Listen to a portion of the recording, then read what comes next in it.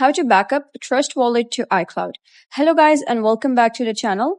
In this video, I'm going to show you how you can securely backup your Trust Wallet's recovery phrase to iCloud and to Google Drive if you're using Android using encrypted cloud backup within the application.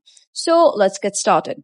First of all, you got to open your Trust Wallet application. You will be redirected to the home page. Here at the top, you'll be able to see main wallet. So if you have renamed your wallet, the name might be different. So you're going to click on this over here and you'll be able to see an option that says backup to iCloud. Simply click on backup to iCloud and then you need to verify typing in your passcode or your Face ID.